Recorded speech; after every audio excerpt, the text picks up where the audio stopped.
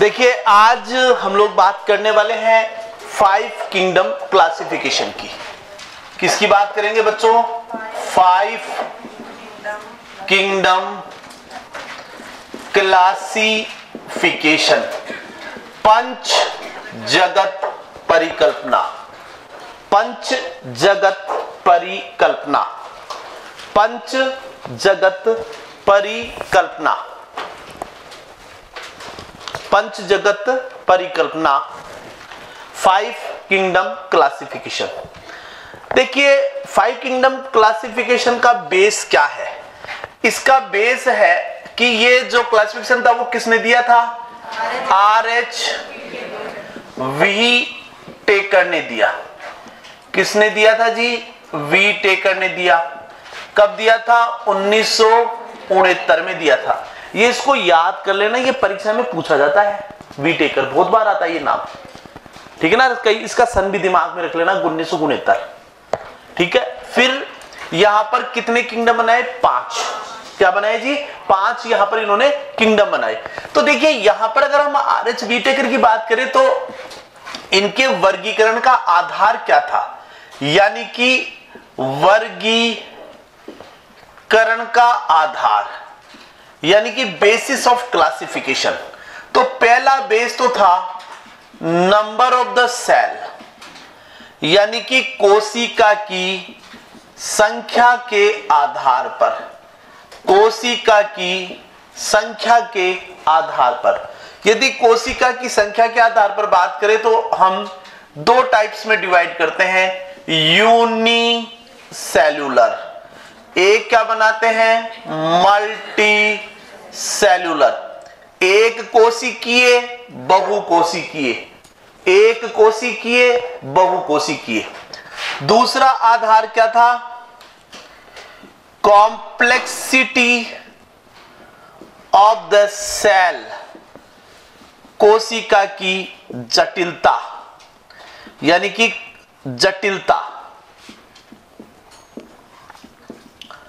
कोशिका की जटिलता के आधार पर।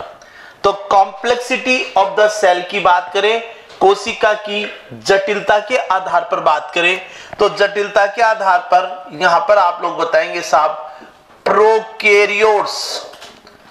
क्या बताएंगे? प्रोकैरियोट्स। क्या बताएंगे? यूकैरियोट्स। प्रोकैरियोट्स और क्या बताएंगे? यूकैरियोट्स। प्रोकैरियोट्स और क्या बताएंगे बच्चों? यूकैरियोट्स। तीसरा जो आधार आता है वो होता है न्यूट्रिएशन।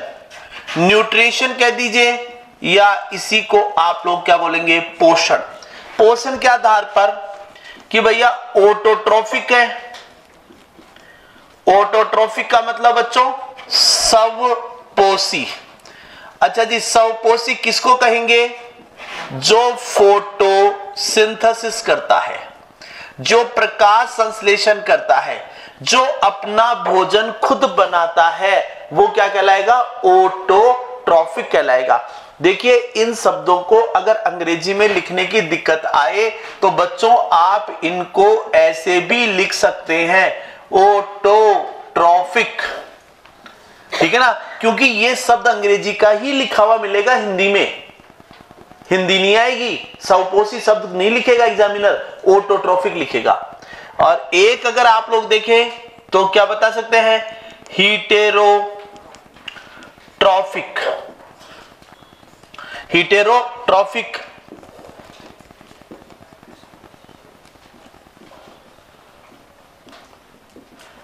जिसे आप लोग बोलते हैं परपोषी।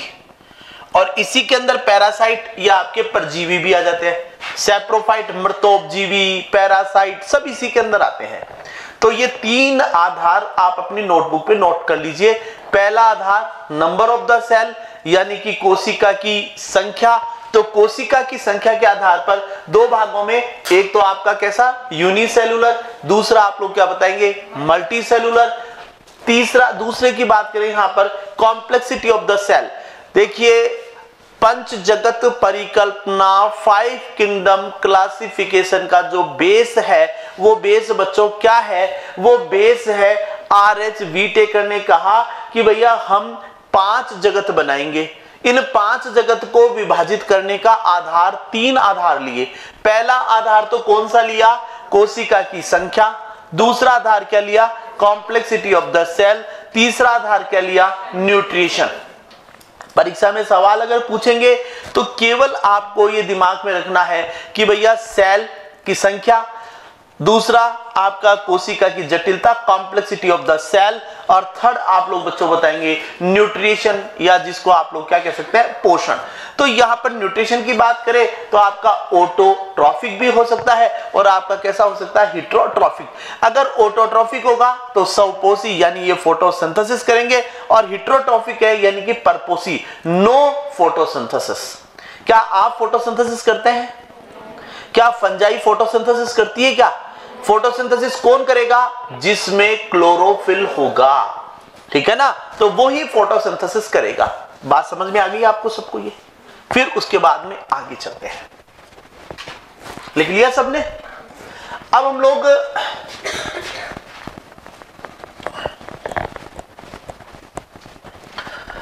यहां पर अभी हम ऐसी चीज पढ़ने वाले हैं जो परीक्षा के अंदर सवाल के रूप में आती है। मैं बताऊंगा कि देखो कहां से सवाल निकालता है एग्जामिनर, उस पर जरूर आप थोड़ा सा गौर फरमाना। प्रोकैरियोटिक सेल और यूकैरियोटिक सेल में 2 किंगडम क्या अरस्तु का दिया हुआ है भाई। 2 किंगडम क्लासिफिकेशन जो है ना, अब आप उसमें जैसे भाई पिल्लाई की किताब पढ़ते हैं उसमें तो अरस्तु दिया हुआ है, एरिस्टोटल। एनसीईआरटी में क्या भाई, अब देख लेते हैं उसको, ठीक है ना, देखकर फिर क्लियर करवा देंगे, कोई दिक्कत वाली बात नहीं है, ठीक है ना, क्योंकि ये तो साइंटिस्ट के नाम है ना, सवाल पूछने वाले पर भी निर्भर करता है। जैसे मैं आपको बताता हूं, हम पढ़ते हैं जैसे लिंकेज। लिंकेज किसने दिया? सही मायने में तो लिंकेज का जो था वो कंसेप्ट पूरा मॉर्गन का दिया हुआ है, लेकिन अब उसमें भाई लिंकेज की खोज किसने की? तो वो किसको बना दिया साहब? बैटसन और पुन्नेट का बना दिया। तो ये एग्जामिनर पे कई बार कुछ चीजें इस तरह की हैं जो उलझी हुई सी चीजें हैं ये, ठीक है ना, तो ये देख लेंगे अपन उसमें। अगर एनसीईआरटी में कैरोलस लीनियस दिया हुआ है तो अपन कर लेंगे, कोई दिक्कत नहीं। एनसीईआरटी को फॉलो करना है अपने को तो, ठीक है ना, क्योंकि भाई वहां पर कल अगर आप कोई आर्ग्यू करोगे तो वो अकॉर्डिंग टू एनसीईआरटी करोगे। है क्या भी एनसीईआरटी? है क्या हाथ में किसी के? चलो कोई बात नहीं, कल देख लेंगे, लिया ना कल एक बार, है ना, बता देंगे उस समय। तो यहां पर अगर आप लोग देखें तो यहां पर 5 किंगडम क्लासिफिकेशन की बात करें तो देखिए यहां पर हम बात करेंगे किसकी? यहां पर लिखेंगे कैरेक्टर या लक्षण, ठीक है। फिर हम लोग बात करते हैं किसकी? मोनेरा। मोनेरा के बाद में किसकी बात करेंगे बच्चों? प्रोटिस्टा की बात करेंगे। किसकी बात करेंगे? प्रोटिस्टा। प्रोटिस्टा के बाद में किसकी बात करेंगे? किसकी बात करेंगे? फंजाई। फंजाई के बाद में किसकी बात करेंगे? प्लांटी। और प्लांटी के बाद में हम यहां पर किसकी बात करेंगे? एनीमेलिया। तो मोनेरा, प्रोटिस्टा, फंजाई, प्लांटी और एनीमेलिया। तो देखिए कैरेक्टर में अगर हम लोग बात करें सबसे पहले किसकी? मोनेरा। तो यहां पर सबसे पहले लिखेंगे कि number of the cell, number of the cell, number of cell यानी कि कोशिका की संख्या के आधार पर। देखिए कोशिका की संख्या मोनेरो में 1 होती है, ये कैसा कहलाएगा? यूनिसेल्युलर। प्रोटिस्टा में भी एक ही सेल है, क्या कहलाएगा? यूनिसेल्युलर। फंजाई में एक से ज्यादा सेल है, क्या कहलाएगा? Multi cellular. लेकिन अपवाद पढ़ते हैं, और भी है ईस्ट के अलावा, लेकिन मैं ईस्ट ही बताऊंगा क्योंकि परीक्षा में ईस्ट पर ही पूछा जाता है। अपवाद क्या है? ईस्ट। ईस्ट को आप और किस नाम से जानते हो? सैकेरोमाइसीज। क्या बोलते हैं बच्चों? सैक्रोमाइसिस सर्विसी, याद आ रहा है सैक्रोमाइसिस सर्विसी। हाँ सैक्रोमाइसिस फॉर्म भी, वो तो नेट में पर याद जरूरत नहीं है इसकी। सैक्रोमाइसिस सर्विसी से काम चल जाएगा इनका तो, ठीक है ना। प्लांट टीबी कैसे होते हैं बच्चों? मल्टी सेलुलर होते हैं, एक से अधिक सेल से मिलकर बनते हैं। एनिमेलिया भी आपके कैसे होते हैं? मल्टी सेलुलर होते हैं। कैसे होते हैं? मल्टी सेलुलर होते हैं। दूसरा हम लिखेंगे कॉम्प्लेक्सिटी ऑफ सेल, मतलब सेल की जटिलता के आधार पर, भाई सेल कैसी है, सेल जटिलता के आधार पर देखें। क्या देखें? कॉम्प्लेक्सिटी ऑफ सेल, कोशिका की जटिलता के आधार पर। मोनेरा कैसे होते हैं बच्चों? प्रोकैरियोट्स होते हैं। मोनेरा कैसे होते हैं? प्रोकैरियोट्स। प्रोटिस्टा कैसे होते हैं? यूकैरियोट्स। मैं अभी बच्चों आपको अलग से प्रोकैरियोट्स और यूकैरियोट्स के डिफरेंस एक्सप्लेन करूंगा, इसलिए अभी मैं इनके बारे में यहां पर कोई ज्यादा डिस्कशन नहीं कर रहा, ठीक है ना। सेल बायोलॉजी में मुझे फिर प्रोकैरियोट्स और यूकैरियोट्स के बारे में पढ़ाने की आवश्यकता नहीं पड़ेगी। फंजाई भी कैसी होती हैं? यूकैरियोट्स। आपके प्लांटी भी कैसे होते हैं? यूकैरियोट्स। एनिमेलिया भी कैसे होते हैं बच्चों? यूकैरियोट्स होते हैं। कैसे होते हैं? Eukaryotes, eukaryotes, eukaryotes, eukaryotes. केवल मोनेरा आपके कैसे होते हैं? प्रोकैरियोट्स होते हैं। नोट डाउन कर लीजिए कैसे होते हैं। खाली मोनेरा जो है आपके यहां पर ये बताएंगे, नोट कर लीजिए।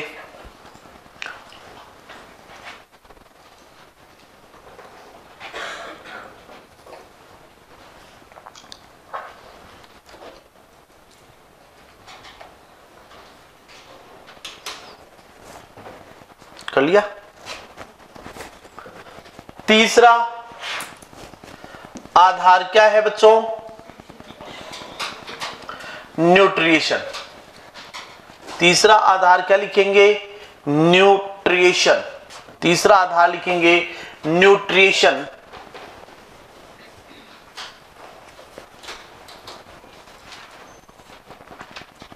चले आओ, न्यूट्रिशन में मोनेरा की बात करते हैं। एक बार बोर्ड की तरफ ध्यान दे, कुछ इंपॉर्टेंट बातें बात करेंगे। मोनेरा देखिए, मोनेरा की अगर न्यूट्रिशन में बात करें तो मोनेरा जो है वो आपका ऑटोट्रोफिक भी होता है। कैसा होता है? ऑटोट्रोफिक, यानी कि ये स्वपोषी है। और नॉर्मली बैक्टीरिया जो है वो आपका, बैक्टीरिया में क्या पाया जाता है? बैक्टीरियल क्लोरोफिल ए और बैक्टीरियल क्लोरोफिल बी पाया जाता है। बैक्टीरिया नॉर्मली जो है वो कीमोसिंथेटिक ज्यादा होते हैं। कैसे होते हैं? कीमोसिंथेटिक होते हैं, ठीक है ना। लेकिन जो ब्लू ग्रीन एल्गी है, तो ऑटोट्रोफिक में भी दो कैटेगरी है। कौन कौन सी? कैसे हो सकते हैं? कीमोसिंथेटिक हो सकते हैं, रसायन संश्लेषी कैसे हो सकते हैं? प्रकाश संश्लेषी फोटोसिंथेटिक भी हो सकते हैं। बैक्टीरिया आपके हीटेरोट्रॉफिक भी होते हैं, विषमपोषी, स्वपोषी। स्वपोषी में दो कैटेगरी मिलेंगी, रसायन संश्लेषी और फोटोसिंथेटिक। रसायन संश्लेषी केवल मोनेरा में देखने को मिलेगा, बाकी और कहीं नहीं है। जैसे जैसे इवोल्यूशन होता गया फिर फोटोसिंथेसिस का प्रोसेस आ गया। तो हीटेरोट्रॉफिक, तो यहां पर अगर आप इनके एग्जाम्पल्स की बात करें तो प्रोकैरियोट्स के, हम कोई भी प्रोकैरियोट्स हो तो प्रोकैरियोट्स की जब भी बात करेंगे, प्रोकैरियोट्स के अंदर तीन एग्जाम्पल दिमाग में रखेंगे। कौन कौन से? पहला एग्जाम्पल आप लोग दिमाग में रखेंगे, साइनोबैक्टीरिया। क्या बताया बच्चों? साइनोबैक्टीरिया। साइनोबैक्टीरिया, साइनोबैक्टीरिया को हम लोग कहते हैं ब्लू ग्रीन एल्गी। क्या बोलते हैं? Blue green algae. क्या बोलते हैं बच्चों इसको? ब्लू ग्रीन एल्गी कहते हैं। साइनोबैक्टीरिया को क्या बोलेंगे? ब्लू ग्रीन एल्गी कहते हैं। क्या कहते हैं इसको? ब्लू ग्रीन एल्गी कहते हैं। किसको? साइनोबैक्टीरिया को। तो साइनोबैक्टीरिया आपका ब्लू ग्रीन एल्गी, ठीक है ना। साइनोबैक्टीरिया के एग्जाम्पल देख सकते हैं, नोस्टोक, एनाबीना। दो एग्जाम्पल अपने दिमाग में रखेंगे। और बताया भी था कि ये नाइट्रोजन फिक्सेशन में सहायता करते हैं, बताया था, ध्यान आ रहा है आपको? फोटोसिंथेसिस। और जिनको नहीं बताया उनको जब पढ़ाएंगे तब बताएंगे। इसके अलावा इसके एग्जाम्पल है बैक्टीरिया, जीवाणु। एग्जाम्पल आता है माइकोप्लाज्मा। माइकोप्लाज्मा को PPLO भी कहते हैं। और PPLO का पूरा नाम प्लूरोनिमोनिया, प्लूरोनिमोनिया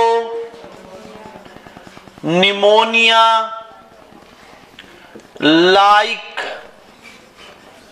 ऑर्गेनिज्म लिख लेंगे। मोनेरा जो है ऑटोट्रोफिक हो सकते हैं, हिटेरोट्रोफिक हो सकते हैं, स्वपोषी या क्या बताएंगे आप लोग बच्चों? परपोषी।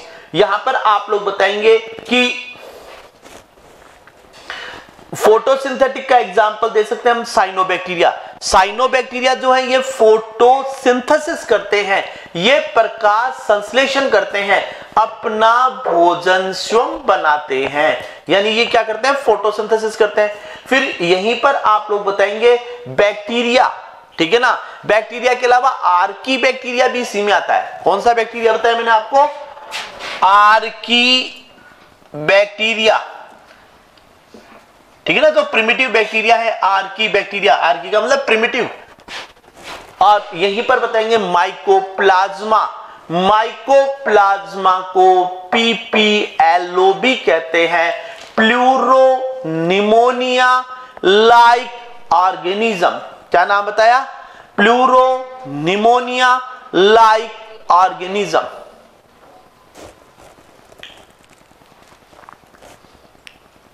कर लिया?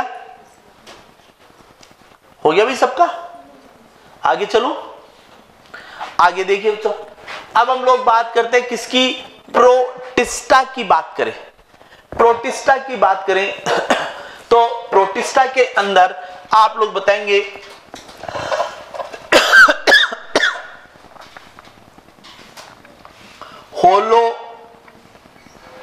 होलोफाइटिक। थोड़ा सा पानी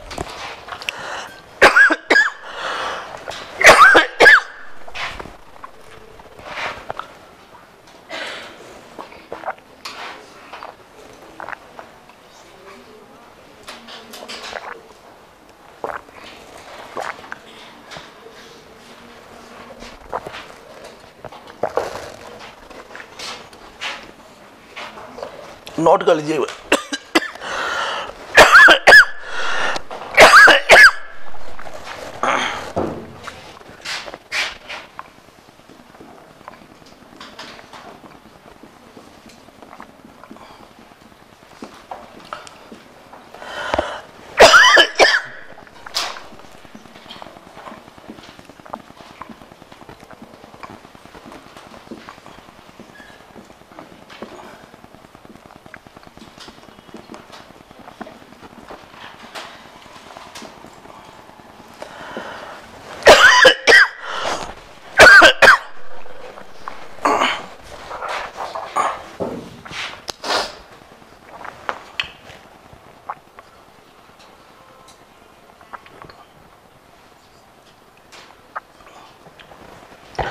होलोफाइटिक यानी कि पादप समभोजी, क्लोरोफिल पाया जाता है।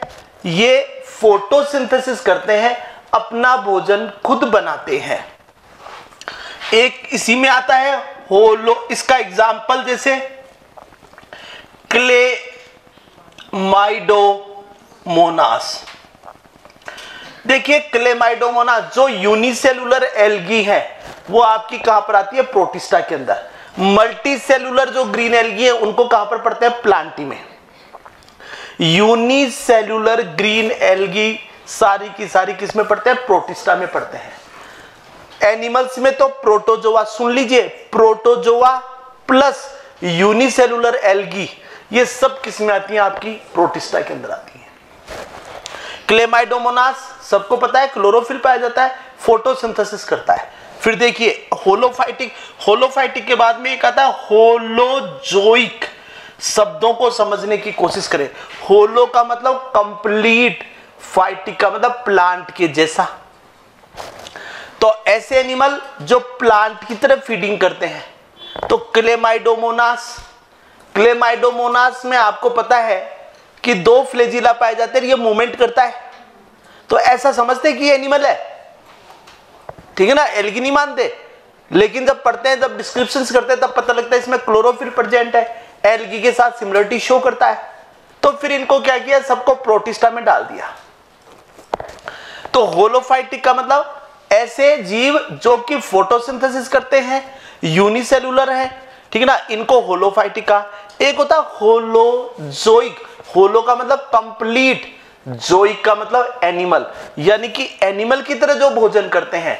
जैसे फॉर एग्जांपल के लिए आपके ज्यादातर जो प्रोटोजोन्स है, आप कोई सा भी प्रोटोजोन उठा लीजिए, वो सारे के सारे कैसे होते हैं आपके होलोजोइक। जैसे एक सिंपल सा एग्जांपल लिख लेते हैं पैरामीशियम, जैसे एग्जांपल लिख लेते हैं अमीबा, एग्जांपल लिख लेते हैं पैरामीशियम, लिख सकते हैं अमीबा, पैरामीशियम। फिर अब आता है एक इंपॉर्टेंट एग्जांपल मिक्सोट्रॉफिक। मिक्सोट्रॉफिक का मतलब होता है मिश्रित भोजी। मिक्सोट्रॉफिक का मतलब क्या होता है, मिश्रित भोजी। और इसका एग्जाम्पल आता है युगलीना। यहां पर मैं 2-4 लाइन लिखवा देता हूं युगलीना के बारे में। एग्जाम्पल क्या आता है बच्चों, युगलीना। क्या क्या बताया, शब्द बोलिए, बोलो। होलोफाइटिक, होलोजोइक, मिक्सोट्रॉफिक। दोबारा बोलो, शब्द बोलिए। होलोफाइटिक, होलोजोइक, मिक्सोट्रॉफिक। दोबारा बोलो। अच्छा, होलो का मतलब क्या होता है, पूरी की पूरी बायोलॉजी में कहीं पर भी होलो शब्द लिखा हुआ आ जाए, समझ जाओ कंप्लीट। जैसे होलो एंजाइम, ठीक है ना, पढ़ा था, एंजाइम पढ़ा था। होलो का मतलब क्या होता है, कंप्लीट। आ गई बात समझ में। तो होलो का मतलब, फाइटिक का मतलब प्लांट, यानी कि प्लांट के जैसे फीडिंग करे। होलोजोइक का मतलब एनिमल की तरह फीडिंग, जंतुओं की तरह भोजन ग्रहण करे, पौधे की तरह अपना भोजन खुद बनाए। आगे बात समझ में। तो यहां पर और एक बताया मिक्सोट्रॉफिक, इसका एग्जांपल है युगलीना। युगलीना क्या है, बहुत शानदार चीज है युगलीना। क्या, युगलीना जब लाइट होती है, मतलब प्रकाश, तो वो पानी की सतह पर आता है। इसमें क्लोरोफिल पाया जाता है, ये प्रकाश संश्लेषण करता है। लाइट अगर नहीं है, अंधेरा हो गया, तो ये क्या करेगा, नीचे बॉटम में चला जाएगा, पैंदे में, और एनिमल की तरह फीडिंग करेगा।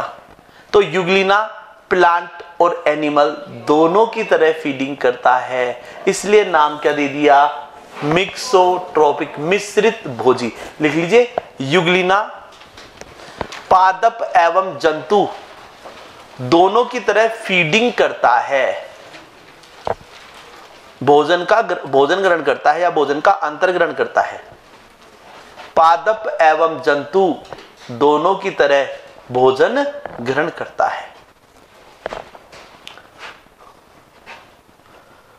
तो प्लांट एवं एनिमल लाइक फीडिंग है।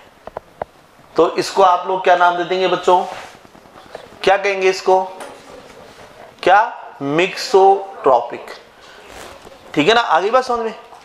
और यही लिख लीजिए, युगलीना को प्लांट एवं एनिमल्स के मध्य की संयोजक कड़ी कहा जाता है। It is A connecting link, it is A connecting link between plant and animal. ये प्लांट और एनिमल के बीच में कनेक्टिंग लिंक है। It is A connecting link between plant and animal. Protista के एग्जाम्पल, और एक और चीज, पैरासाइट भी हो सकते हैं। क्या हो सकते हैं, यहां लिख देता हूं मैं, यहां पर स्पेस कम है। क्या होते हैं, पैरासाइट। क्या होते हैं बच्चों, पैरासाइट, परजीवी। परजीवी का एग्जाम्पल आते ही दिमाग में आ जाना चाहिए प्लाज्मोडियम। क्या जाएगा? प्लाज्मोडियम।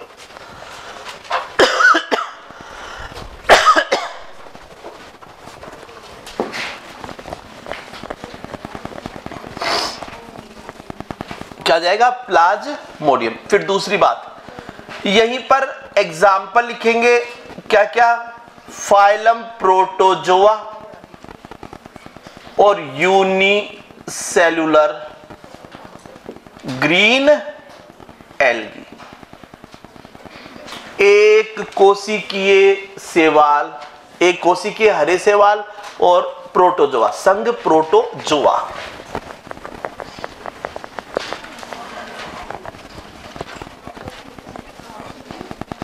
ये हो गया क्या सबका? ऐसा क्या लिख रहे हो तुम लोग?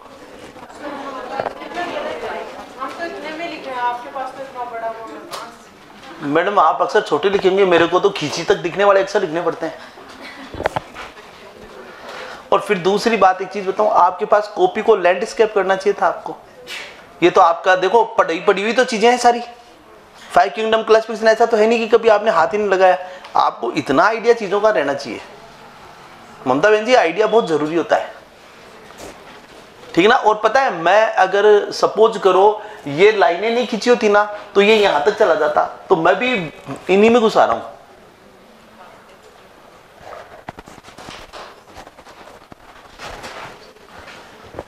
हो गया? अब देखो इन्होंने लैंडस्केप किया, लैंडस्केप किया, लैंडस्केप किया, लैंडस्केप कर रखा। आप क्या आगे बोल रहे? कोई बात नहीं, आप फोटो खींच लेना, दोबारा लिख लेना। चलो आगे, लिख तो लिया ना तो सबने? अभी भी नहीं लिखा गया? पहले तो ये बताओ, यहां तक जितनी चीजें बताई वो सब समझ में तो आ गई क्या? नहीं आई हो तो दोबारा बताऊं। आ गई? अब आइए फंजाई। अच्छा, फंजाई कैसे भोजन करता है ये बताओ आप तो मेरे को। फंजाई कैसा होता है? परपोषी होता है, हीटेरोट्रॉफिक होता है, परपोषी, क्लोरोफिल अनुपस्थित, नो फोटोसिंथेसिस, नो फोटोसिंथेसिस। ये प्रकाश संश्लेषण नहीं करता। क्यों नहीं करता जी? क्लोरोफिल एब्सेंट होता है। तो फिर ये अपना भोजन कैसे करेगा? अवशोषण, शरीर की सतह के द्वारा भोज्य पदार्थों का अवशोषण करता है। लिखो, ये लिख लिया। हीटेरोट्रॉफिक होता है, परपोषी, क्लोरोफिल एब्सेंट, नो फोटोसिंथेसिस, प्रकाश संश्लेषण नहीं करता। और बच्चों यहीं पर लिख लीजिए, लिख लीजिए,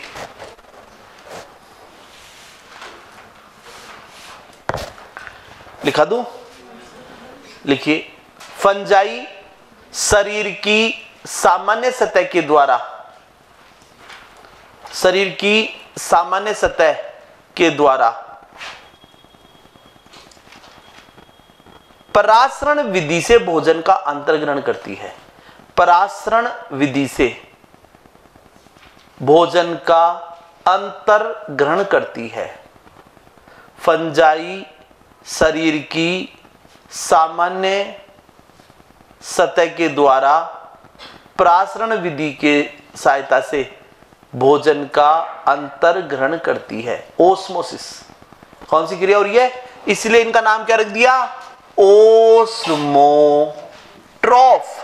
क्या बोलते हैं इसको? ये कैसे होता है? ओस्मोट्रॉफिक होते हैं। नाम क्या दे दिया? ओस्मोट्रॉफिक। क्या शब्द देंगे फंजाई के लिए? ओस्मोट्रॉफिक। ओस्मोट्रॉफिक होते हैं। अच्छा जी, प्लांटी के बारे में मुझे कुछ ज्यादा बताने की जरूरत नहीं है। ये क्या करते हैं भैया? फोटोसिंथेसिस करते हैं। मतलब ये कैसे होते हैं? ये आप एक लाइन में लिख लीजिए, ऑटोट्रॉफिक होते हैं। क्लोरोफिल उपस्थित, फोटोसिंथेसिस करते हैं। इसका एग्जाम्पल क्या है? Green plants. एग्जाम्पल क्या आएंगे? एग्जाम्पल आएगा bryophyta, multi cellular, green algae, green alga, green algae, bryophyta, pteridophyta, bryophyta, pteridophyta, gymnosperm, और क्या बताएंगे? एंजियोस्पर्म। एंजियोस्पर्म में भी पहले डाइकोट, डाइकोट्स, और क्या आएंगे बच्चों? मोनोकोट्स आएंगे। क्या आएंगे? मोनोकोट्स, डाइकोट्स, और क्या आएंगे? Monocots. Multi cellular green algae, bryophyta, pteridophyta, gymnosperm, और क्या बताया? एंजियोस्पर्म। ये सब क्या हो गया? आपके प्लांट्स। फिर आता है साहब आपका एनिमेलिया। एनिमेलिया में कैसे होंगे? कैसे होंगे? हीटेरोट्रॉफिक होंगे। क्या बताएंगे भैया? नो फोटोसिंथेसिस, प्रकाश संश्लेषण नहीं करते। एग्जाम्पल फाइलम पोरीफेरा से लेकर फाइलम कोर्डेटा। फाइलम पोरीफेरा से लेकर कहां तक आएंगे जी? कोर्डेटा तक।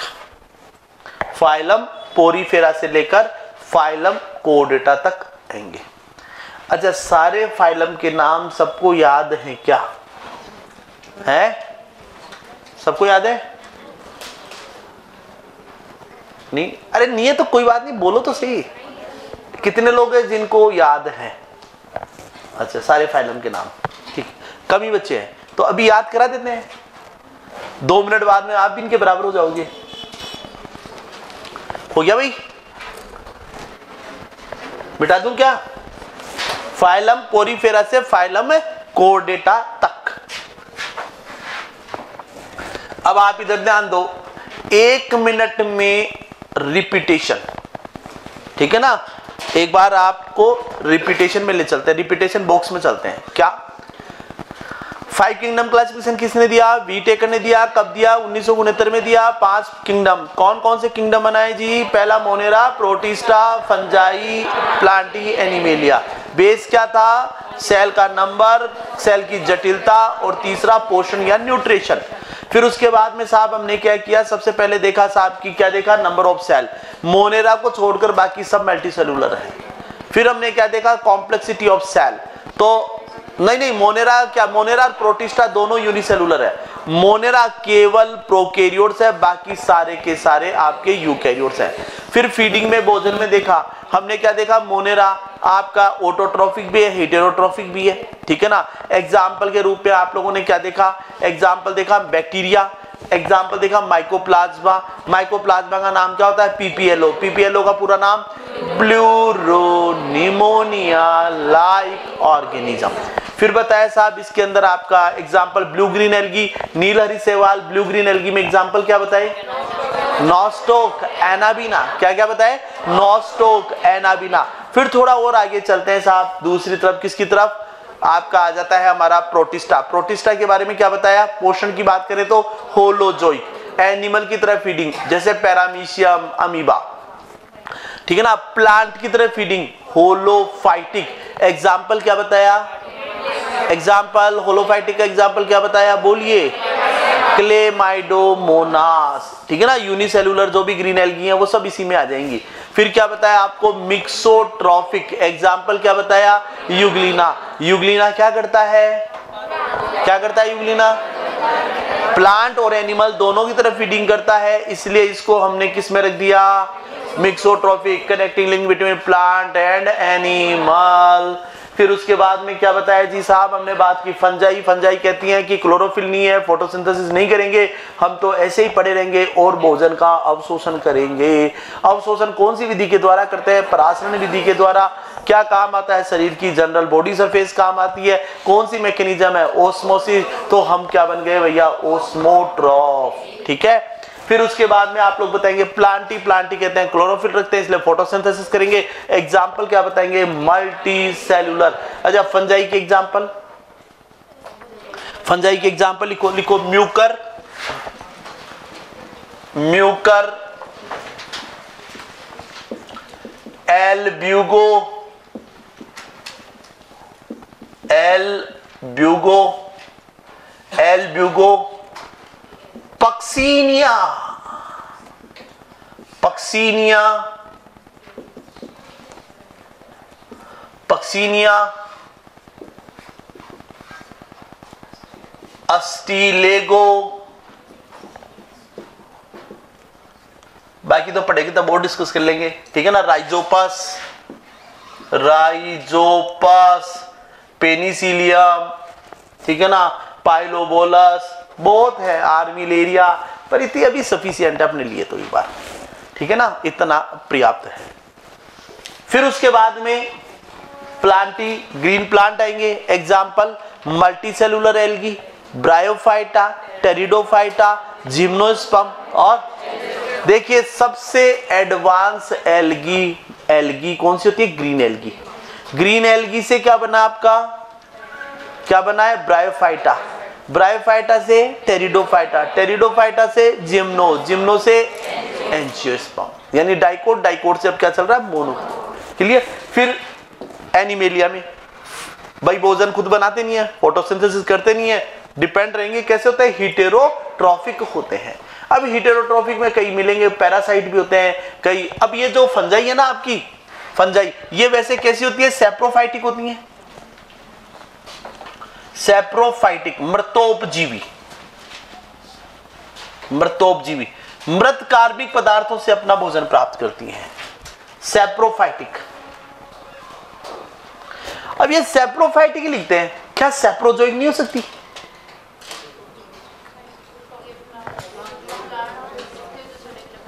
अरे अपने शरीर पर होने वाले दाद, खाज, खुजली भी फंजाई के कारण ही होते हैं। और हम क्या हैं? एनिमल हैं। तो एनिमल को खा रही है तो सैप्रोजोइक नहीं क्या?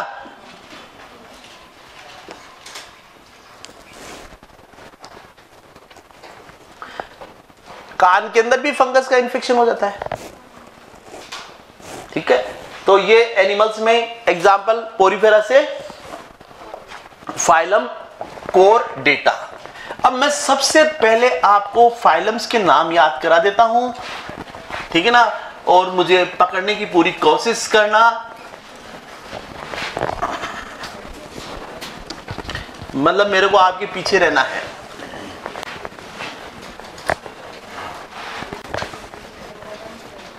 क्योंकि जिस चीज को पढ़ें कम से कम पहले उसके नाम तो याद हो। पूरी पिक्चर देख लेते हैं। हीरो हीरोइन का नाम पता ही नहीं, विलेन कौन था पता ही नहीं है, ये सबसे पहले पता होना चाहिए।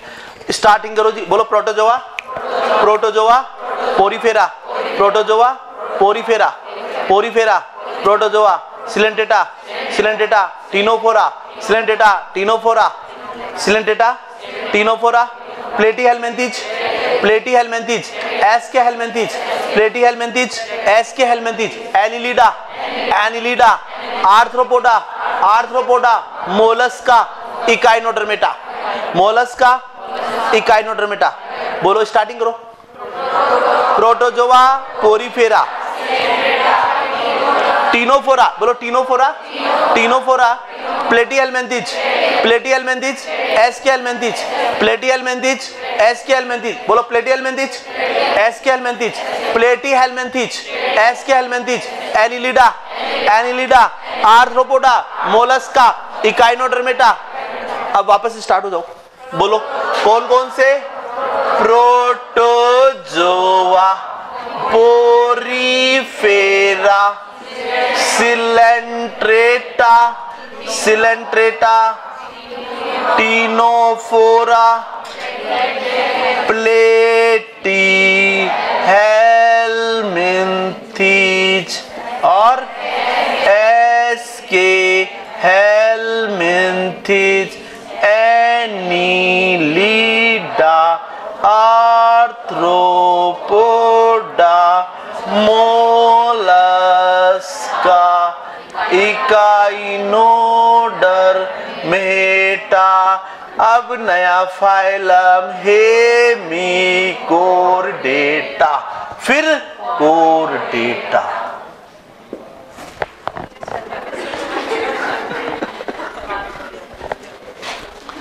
कोर्डेटा, फिर कोर्डेटा को भी क्रेनियम के आधार पर दो भागों में बांटते हैं, एक्रेनिएटा, क्रेनिएटा। एक्रेनिएटा में भी दो सब फाइलम बनाते हैं इनको प्रोटोकोर्डेट्स के नाम से भी जानते हैं, यूरोकोर्डेटा और सिफेलोकोर्डेटा। यूरोकोर्डेटा को ट्यूनिकेटा भी कहते हैं, ठीक है ना, जिसमें आपका हर्मानिया आता है, सिफेलोकोर्डेट्स जिसमें आपका एम्फिओक्सस आता है, लेंसलेट एनिमल आते हैं। फिर दूसरी तरफ आपका क्रेनिएटा, क्रेनिएटा को सब फाइलम बनाते हैं वर्टिब्रेटा। क्यों? क्योंकि नोटोकॉर्ड किसमें परिवर्तित हो गई? वर्टिब्रल कोलम में। याद रखना, प्रोटोकोर्डेट्स में वर्टिब्रल कोलम नहीं पाई जाती। प्रोटोकोर्डेट्स को वर्टिब्रेट्स नहीं कहते। इन वर्टिब्रेट्स क्या होते हैं? Non chordates plus protochordates called as invertebrates. आप लोगों ने कभी नहीं पढ़ा ये, कोई इक्का दुक्का किसी ने गलती से किसी ने बता दिया तो बात अलग है, बाकी पढ़ाने वाले भी गलत पढ़ा जाते हैं इनको। हम क्या बोलते हैं? इनवर्टिब्रेट्स। जबकि हर्डमानिया की बात करते हैं तब क्या बोलते हैं? अरे यार ये तो वर्टिब्रेट्स में नहीं है हर्डमानिया, हर्डमानिया इनवर्टिब्रेट्स है, ठीक है ना। तो अपने दिमाग में क्या याद रखेंगे? नॉन कोर्डेटा प्लस प्रोटोकोर्डेट्स, इनवर्टिब्रेट्स किसको कहेंगे? ऐसे एनिमल जिनमें वर्टिब्रल कोलम नहीं पाई जाती। तो क्या हर्डमानिया में वर्टिब्रल कोलम पाई जाती? क्या नहीं पाई जाती? नोटोकॉर्ड ही है। तो क्या बोलेंगे इनवर्टिब्रेट्स में? Protochordates plus non chordates.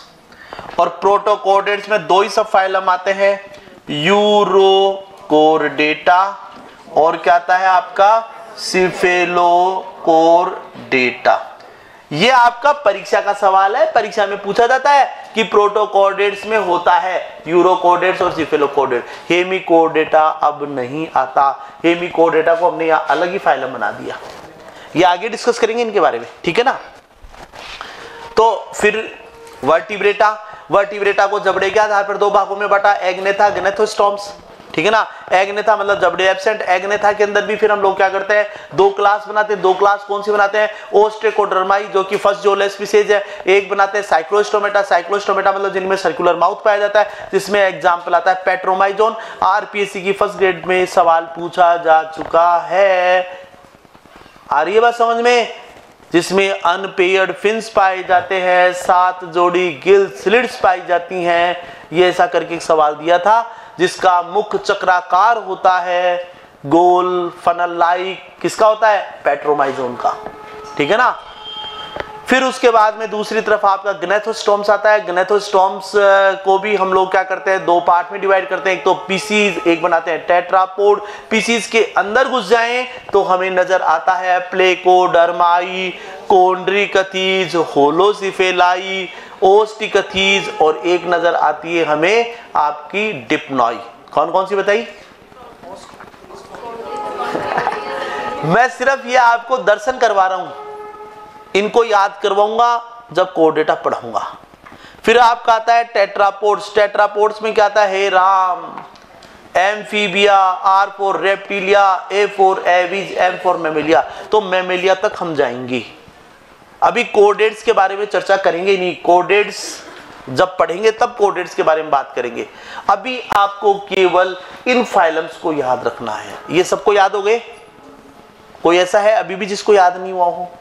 घर पर 7 बार लिखना, 8वीं बार अपने आप को सुनाना, 9वीं बार कल हमें बता देना, याद हो जाएगा, ठीक है। तो अब हम लोग आगे चलते हैं। अब आप लोग प्रोकैरियोट्स और यूकैरियोट्स में लिख रहे हो क्या नाम इनके? लिख लो यार, लिख लो लिख लो।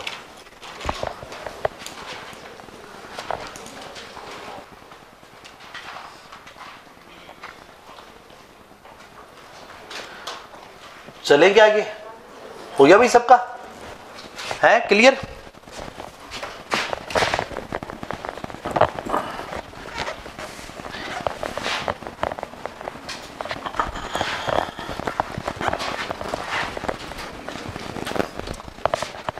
प्रोकैरियोट्स और यूकैरियोट्स में डिफरेंस यहीं पर पढ़ लेते हैं ना। प्रोकैरियोट्स और एक आपका होता है यूकैरियोट्स।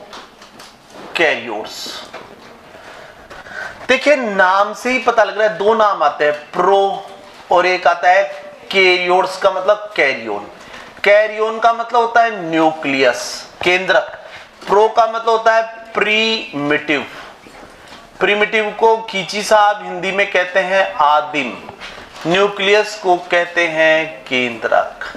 आदिम केंद्रक या प्राचीन केंद्रक, प्रिमिटिव न्यूक्लियस। आदिम केंद्रक, प्रिमिटिव न्यूक्लियस। क्या बताया मैंने आपको? Primitive nucleus. देखिए अगर हम लोग यहां पर समझने की कोशिश करें तो आदिम केंद्रक क्या है, यहां पर आप लोग क्या बताएंगे? यहां पर वेल डिफाइंड न्यूक्लियस एब्सेंट होता है, सुसंगठित केंद्रक नहीं पाया जाता।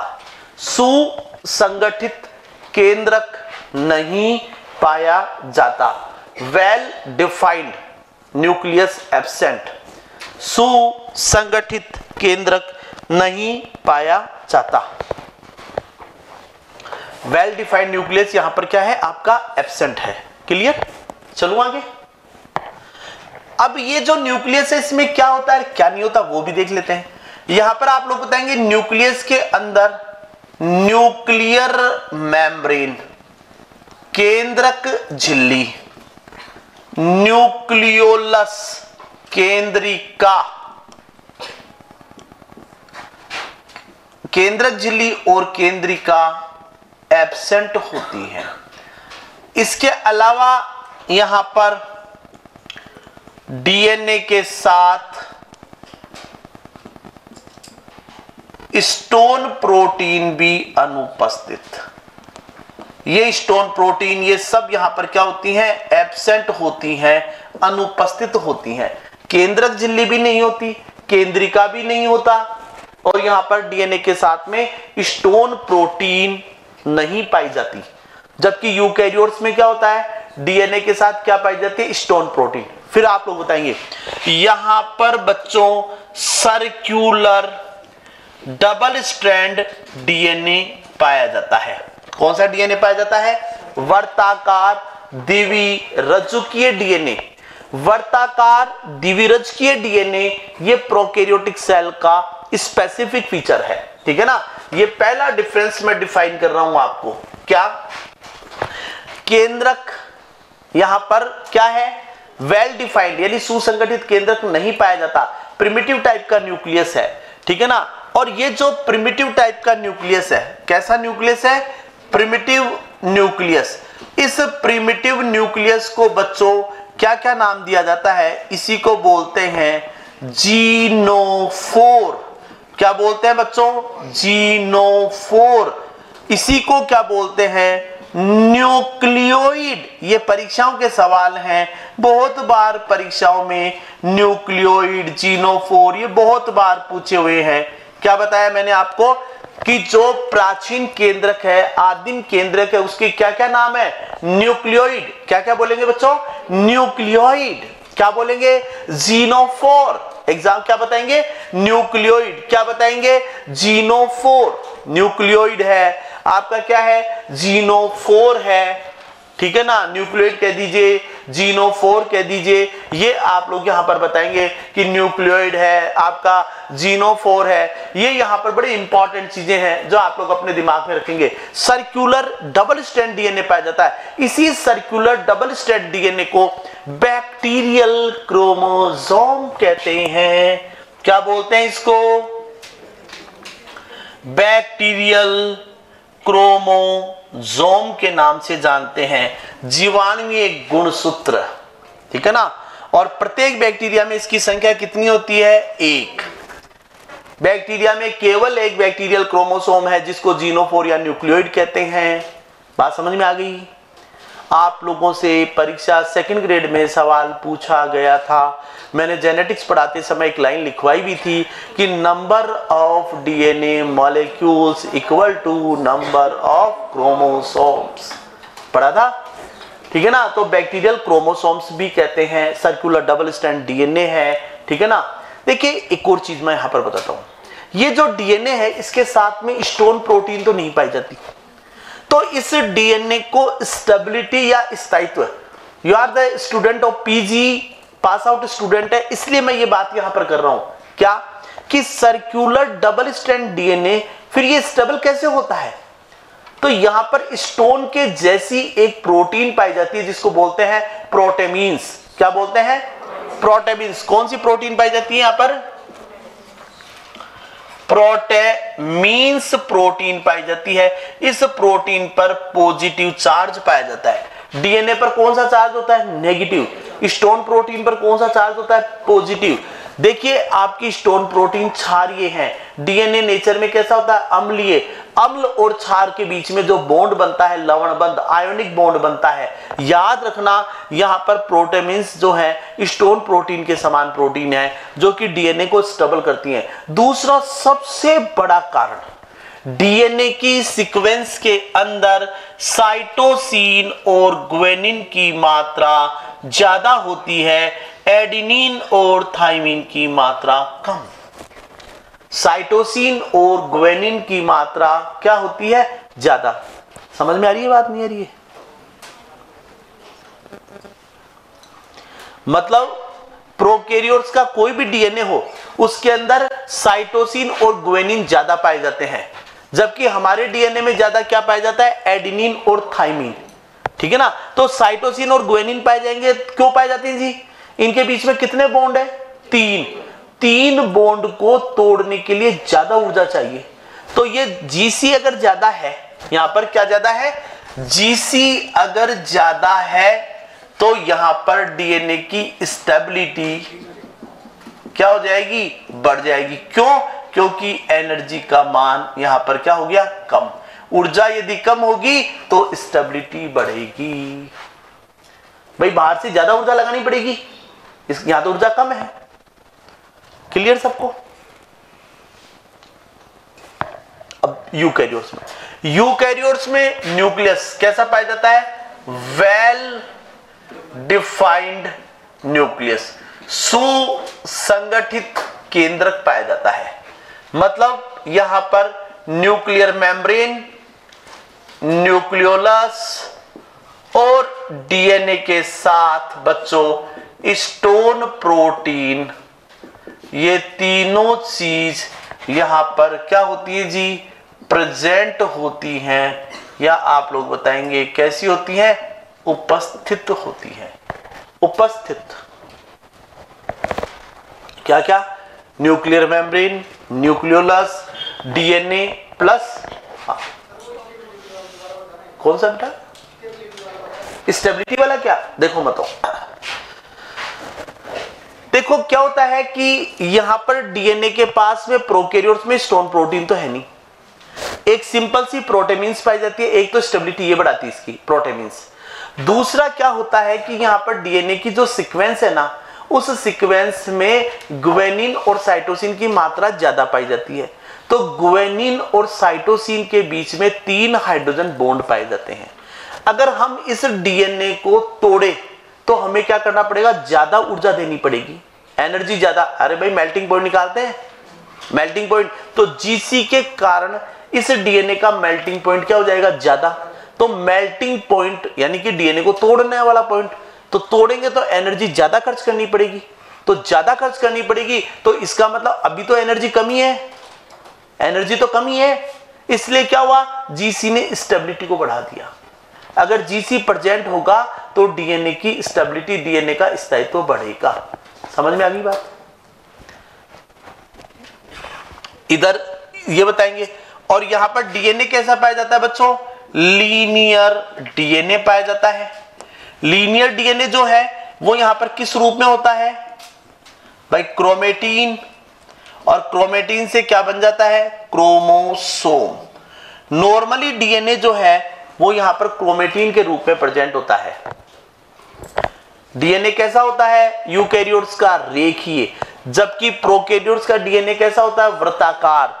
यहां पर डीएनए केवल सर्कुलर फॉर्म में है। अभी मैं डायग्राम से बता देता हूं आपको, इधर इसको मिटा दूं क्या, इधर वाले को। यहां पर देखिए इंपॉर्टेंट लाइन क्या है जिसको रेड लाइन से टच कर लेना, प्रोकैरियोट्स के न्यूक्लियस को न्यूक्लियोइड या जीनोफोर भी कहते हैं। प्रोकैरियोट्स के न्यूक्लियस में न्यूक्लियर मेम्ब्रेन, न्यूक्लियोलस और क्या नहीं पाया जाता, डीएनए के साथ स्टोन प्रोटीन नहीं पाई जाती।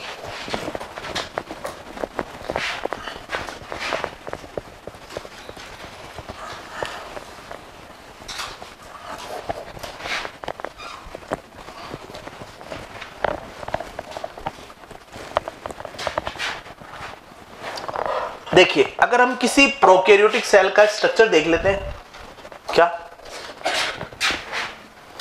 ये जैसे कोई प्रोकैरियोटिक सेल का स्ट्रक्चर देखते हैं, ये प्रोकैरियोटिक सेल के अंदर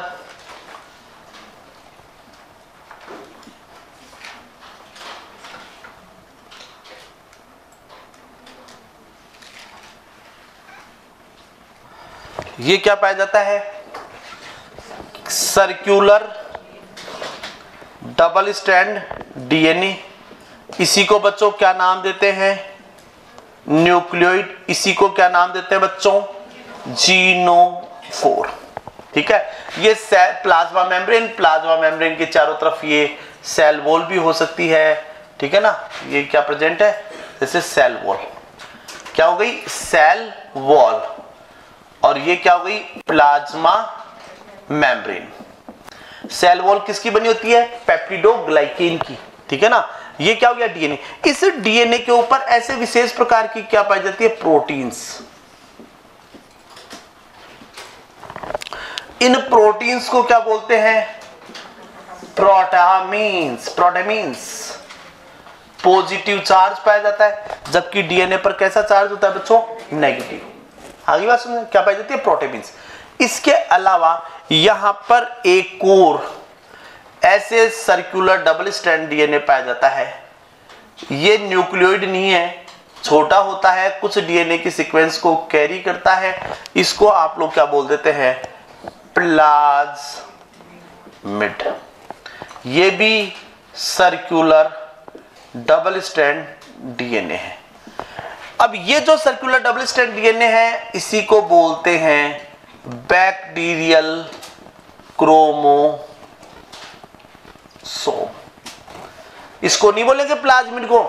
अब आप कोई किसी अगर किसी बैक्टीरिया से अगर न्यूक्लियोइड को निकाल दे तो क्या बैक्टीरिया लाइफ जिंदा हो सकता है, क्या नहीं रहेगा। यही है मेन डीएनए इसका, मेन डीएनए किसको बोलते हैं, सर्कुलर। मैंने केवल न्यूक्लियस को समझाने के लिए बनाया है, मैंने बाकी और कोई चीज यहां एक्सप्लेन नहीं कर रहा हूं।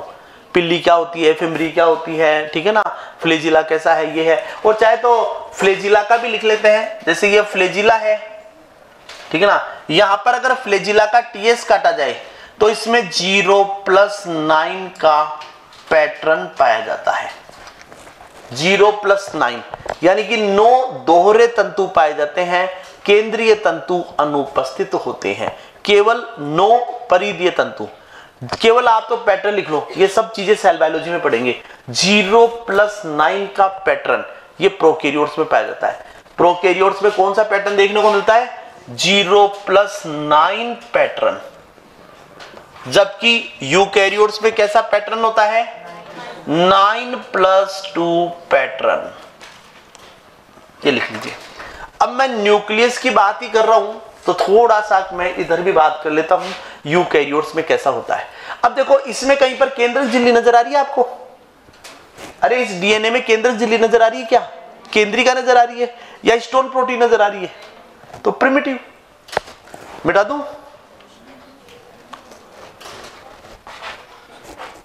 लिख लो यार।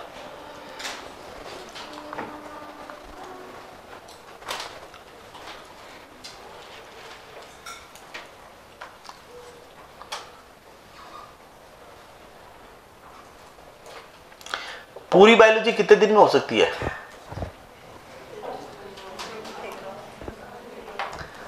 मात्र 17 दिन।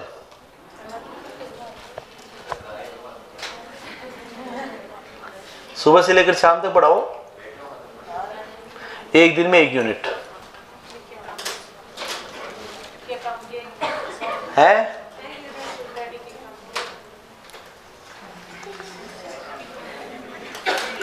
बात तो थारा ब्रेन की कैपेसिटी होनी चाहिए। बाकी हमारे तो पढ़ाने की स्टाइल भी यही रहेगी, पढ़ाने की स्टाइल भी चेंज नहीं होगी।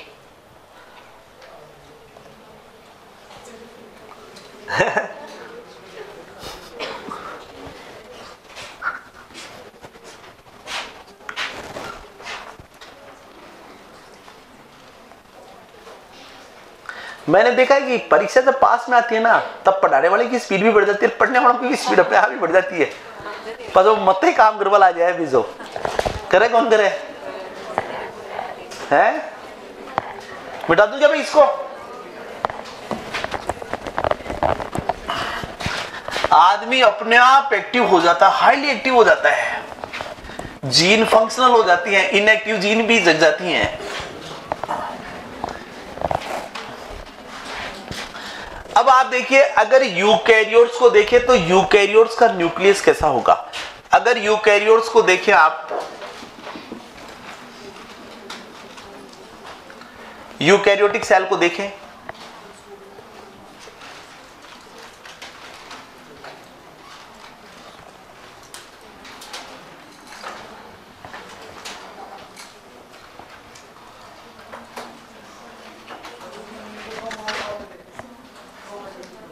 क्या हुआ भैया?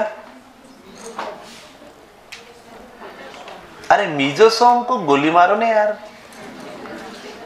मीजोसोम होता तो है क्या बैक्टीरिया में? किसने देखा है मीजोसोम?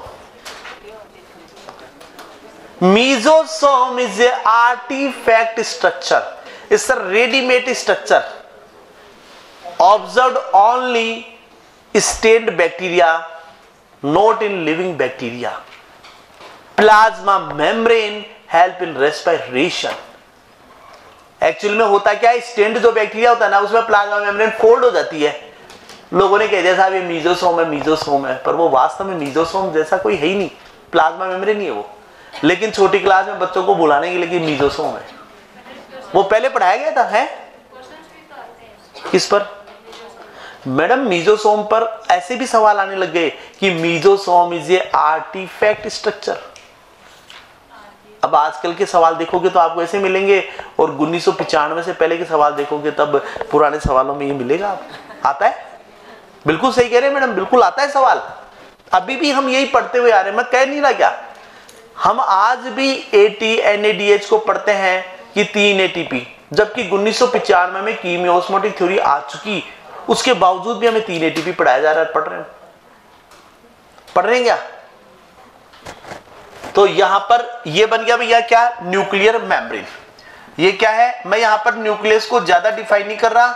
ये क्या है बच्चों? Nuclear membrane. ये है बच्चों यहां पर कुछ उलझा हुआ सा धागे के जैसा, ये क्या है? क्रोमेटिन। ये यहां पर क्या है? न्यूक्लियोलस, केंद्रिका। ये क्या है? न्यूक्लियोलस। और ये क्या नजर आ रहा है आपको? क्रोमेटिन। ठीक है ना? क्रोमेटिन में क्या प्रेजेंट होता है? DNA plus stone protein plus non stone protein. और क्रोमेटिन की संरचनात्मक और क्रियात्मक इकाई क्या होती है? न्यूक्लियोसोम। ये आगे पढ़ेंगे, ठीक है ना, सेल बायोलॉजी में।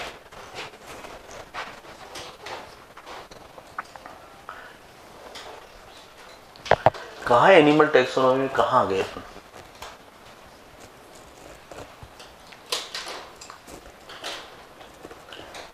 आउटर मेम्ब्रेन, इनर मेम्ब्रेन, बीच में आपके ये क्या होता है? न्यूक्लियर पोर, केंद्रक छिद्र।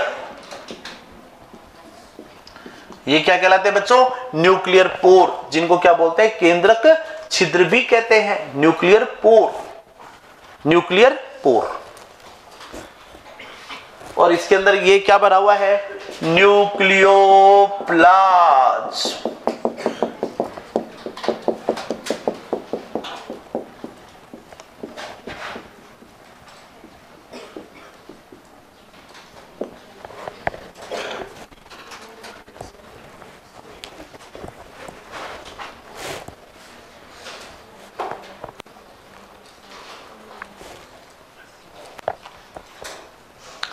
ये क्या हो गया? न्यूक्लियोप्लाज्म।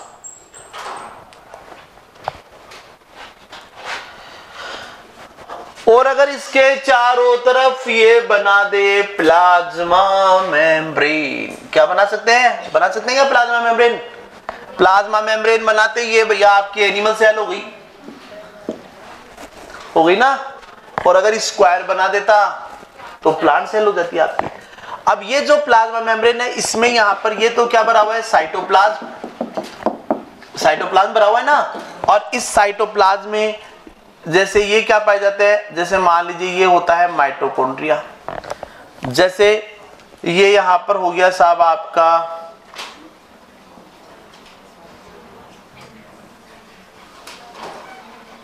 ये क्या हो गया? Golgi body. क्या हो गया बच्चों? Golgi body. ये क्या हो गया? माइटोकॉन्ड्रिया। इसी तरह से ये क्या पाए जाते हैं? लाइसोसोम पाए जाते हैं। ठीक है ना। तो ये मैं सिर्फ जनरल चीज बता रहा हूं, ये बाकी प्लांट एनिमल सेल के डायग्राम सब सेल बायोलॉजी में देखेंगे। सिर्फ इसलिए बता रहा हूं कि यूकैरियोटिक सेल के अंदर झिल्ली युक्त कोशिका अंगक पाए जाते हैं, जबकि प्रोकैरियोटिक सेल में झिल्ली युक्त कोशिकांग नहीं पाए जाते। ठीक है ना। अब आगे वाला डिफरेंस लिखवा रहा हूं, ये सिर्फ और सिर्फ मात्र बताने के लिए बताया है, मिटा रहा हूं मैं इसको।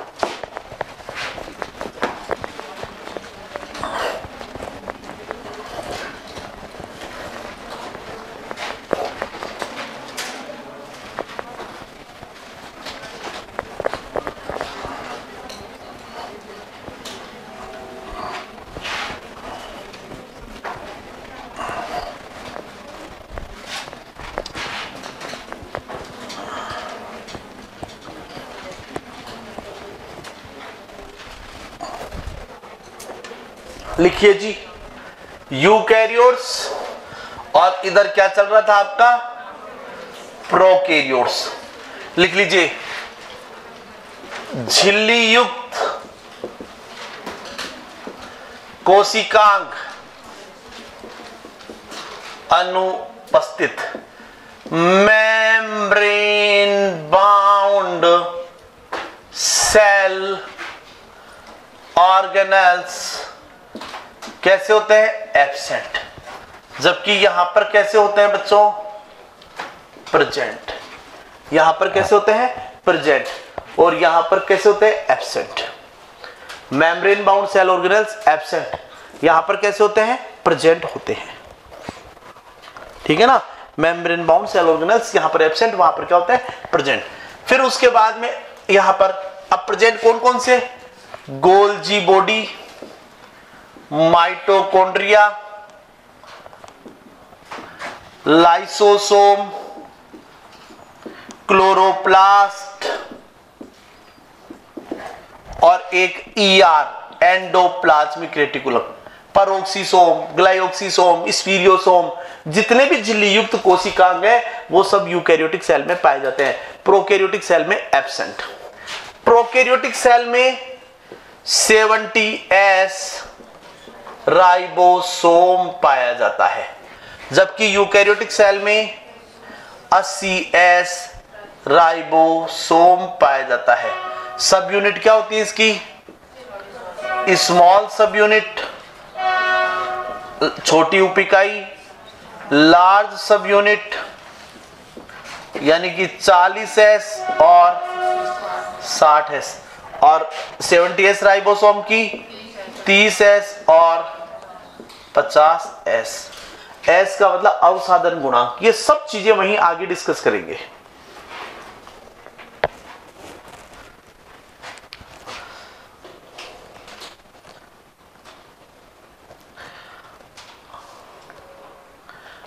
लिख लिया। अब IMP लगाकर चीज लिखिए, IMP लगा लो, अलग से नोट लगाकर लिख लो। मिटा दूं ये?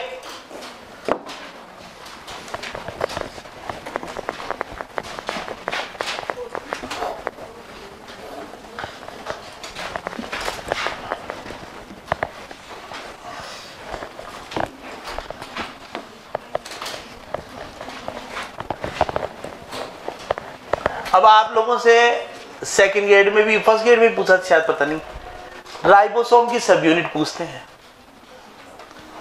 मेरे को तो तरस आता है एग्जामिनर पे भी कई बार, अरे यार पूछे तो इनसे कम से कम ये पूछना कि 30S में तो कौन सा राइबोसोमल RNA है, 50S में कौन सा है, ठीक है ना, 40 में कौन सा होता है, प्रोकैरियोट्स में कौन कौन से। देखिए आप डिफरेंस तो लिख रहे हो, लिख लो, प्रोकैरियोटिक सेल और यूकैरियोटिक सेल। प्रोकैरियोटिक सेल के अंदर क्या हुआ, क्या फर्क पड़ गया? तो अगर कोई एक चीज सवाल अगर आप सीख लेंगे तो परीक्षा में पूछा हुआ चीज है वो बता रहा हूं आपको। प्रोकैरियोटिक सेल के अंदर 5S, 16S और 23S राइबोसोमल RNA पाया जाता है। फर्स्ट ग्रेड RPSC में पूछा हुआ सवाल है 23S राइबोसोमल RNA, जो कि राइबोजाइम की तरह काम करता है, पेप्टिडिल ट्रांसफरेज एक्टिविटी शो करता है। बताया था आप लोगों को, एंजाइम पढ़ाया तब भी, पेप्टिडिल ट्रांसफरेज एंजाइम की तरह। ये प्रोकैरियोट्स में पाए जाने वाले राइबोसोमल RNA। तो यहां पर अगर आप लोग देखें तो 30S में तो कौन सा पाया जाता है आपका, 16S राइबोसोमल RNA, और 50S में कौन सा पाया जाता है, 5S और 23S। यूकैरियोट्स में कौन कौन से पाए जाते हैं, 5S, 5.8S, 16 की जगह 18S, 23 की जगह 28S। अब यहां पर अगर देखें तो 40S में कौन सा पाया जाता है, 18S पाया जाता है, जबकि 60S में 5S, 5.8S, 18 तो आ गया 28S। ये राइबोसोमल RNA पाए जाते हैं। इन पर परीक्षा में सवाल निकाला जा सकता है, और ये सब चीजें मैं आप लोगों को जब सेल बायोलॉजी पढ़ाऊंगा, राइबोसोम पढ़ाऊंगा तब डिस्कस करूंगा, प्रोटीन सिंथेसिस पढ़ेंगे तब डिस्कस करेंगे इन चीजों के बारे में। अभी सिर्फ और सिर्फ नाम दिमाग में रख लो, जब पढ़ाएं तब बोलेंगे कि ये बताया था, तब आप हाँ कर देना बस खाली।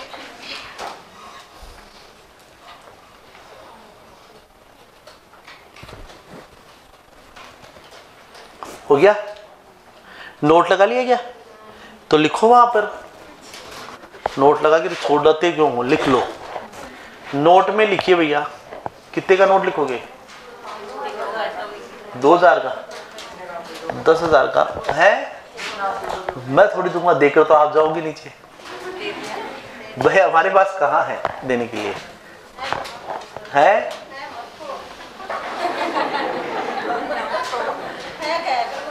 अरे मैडम एक कोसी नाला से क्यों राख ली नहीं, पीसा वो तो भंडार है, दिल बड़ा है। नहीं नहीं दिल बड़ा है, पर पैसा पैसा क्या करते हो? क्या बात है, क्या बात है।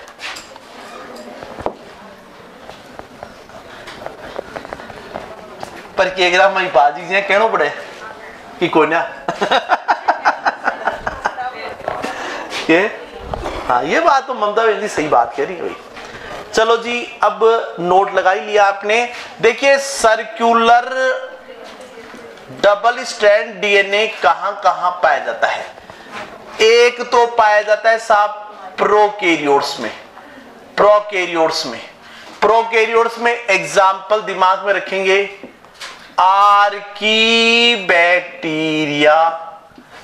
बैक्टीरिया,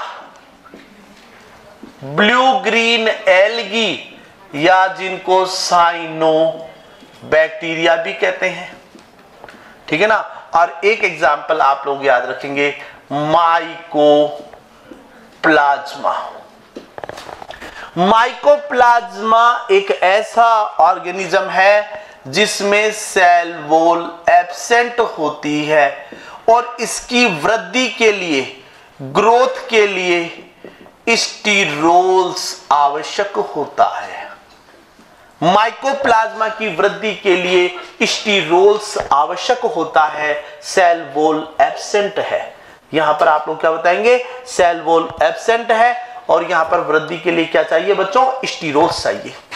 प्रोकैरियोट्स के अलावा एग्जाम्पल बताएंगे, माइटोकॉन्ड्रिया, माइटोकॉन्ड्रियन, माइटोकॉन्ड्रिया के अलावा बताएंगे बच्चों क्लोरोप्लास्ट, और एक बता दीजिए सेंट्रोसोम, तारक काय। पढ़ाई क्या, नाम नहीं सुना, इसमें डीएनए होता है क्या है, सेंट्रोसोम। ऐसे रिसेंट इन्वेस्टिगेशन से पता लगा है। एक्चुअली में यहां पर क्या ट्यूब्यूल का फॉर्मेशन होता है, डीएनए आरएनए या प्रेजेंट है, इसलिए सेंट्रोसोम।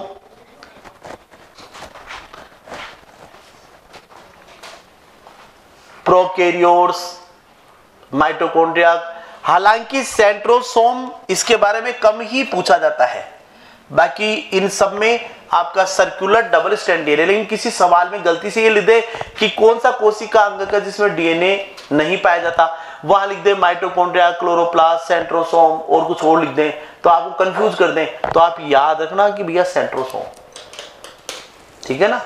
सेंट्रोसोम में डीएनए पाया जाता है, लिख लिया जी। चलिए साहब, अब डोमेन सिस्टम की बात करते हैं आगे, लिख लो एक बार, बना लो।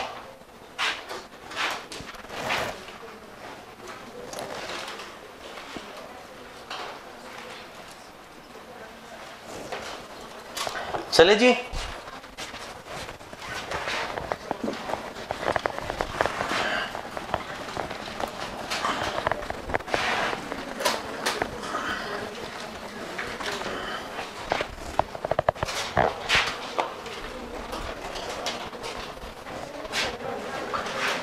अब आता है आपका 6 किंगडम क्लासिफिकेशन। एक्चुअली में क्या हुआ, इसमें 3 डोमेन बनाए गए। 3 डोमेन किसने बनाए थे, कार्ल वूज ने बनाए थे। कितने डोमेन बनाए, 3 डोमेन। और आप लोगों की जानकारी के लिए बता दूं, ये डोमेन जो बने थे ना, ये आपके राइबोसोमल आरएनए के बेसिस पर बने हुए हैं। किसके बेस पर बने हुए हैं, राइबोसोमल आरएनए, 16S वगैरह ये पढ़ते हैं ना, उनके बेस पर ही। तो इसमें आर की बैक्टीरिया, ठीक है ना, लिखिए पहले तो 6 किंगडम क्लासिफिकेशन, हेडिंग लगा लो। और इसमें 3 डोमेन, डोमेन जो है किंगडम से बड़ा होता है, 3 डोमेन। और यहां पर कितने किंगडम बनाएंगे, 6 किंगडम। 3 डोमेन कौन कौन से हैं वो लिखेंगे, पहले लिख लीजिए एक बार।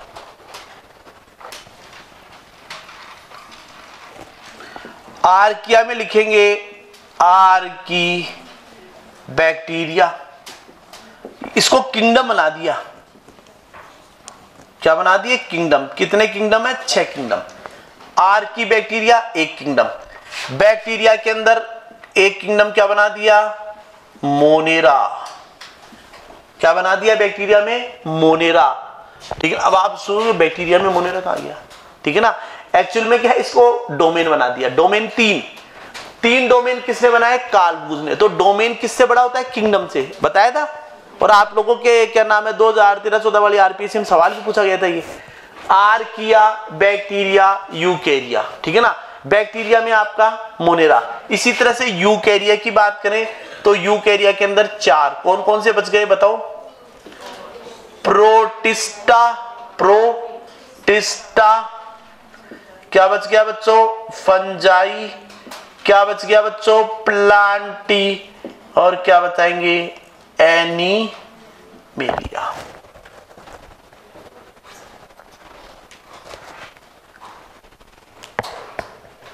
ये साहब आपका क्या हुआ, domain system.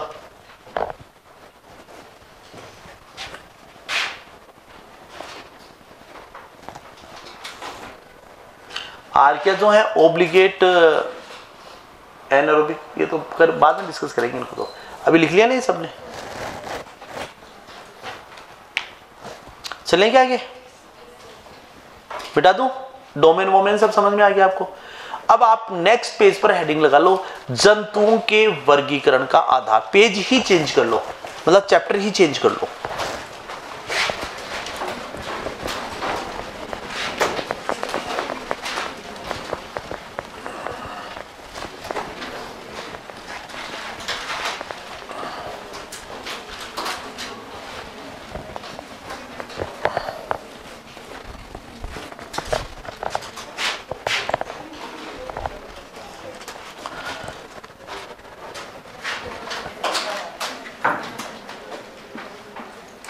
Basis of classification of animals, जंतुओं के वर्गीकरण का आधार। जंतुओं के वर्गीकरण का क्या क्या आधार है, उसके ऊपर हम लोग चर्चा करेंगे, उस पर बातचीत करेंगे। पहला,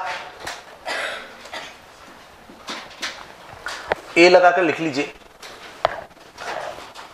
आरबीसी की उपस्थिति या अनुपस्थिति के आधार पर। और ये किसने दिया था जी, अरस्तु ने। तो एनिमल्स को दो भागों में विभाजित करते हैं, किसके आधार पर, आरबीसी की उपस्थिति या अनुपस्थिति के आधार पर। क्या बनाएंगे, एनेइमा, एनेइमा। दूसरा क्या बनाएंगे, इनेइमा।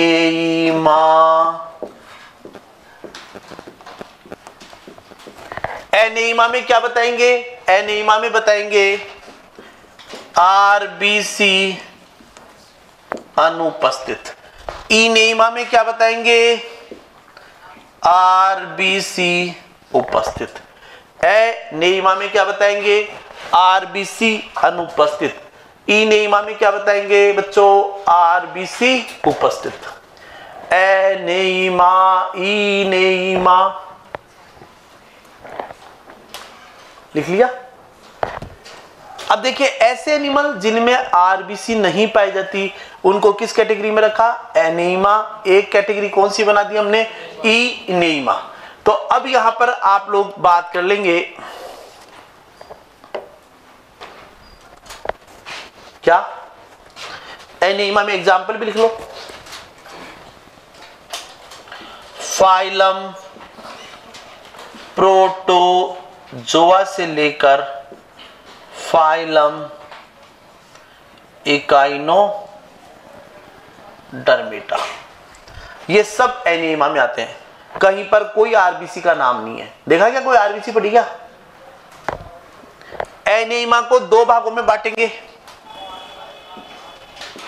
दो भाग कौन से, ovipara, vivipara, vivi not बीवी, है ना।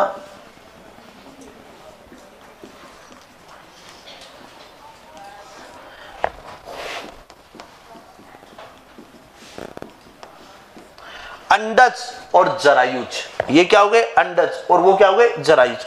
ओवी पैरा, वीवी पैरा। ओवी पैरा में अंडे देने वाले जंतु आते हैं, अंडे देने वाले।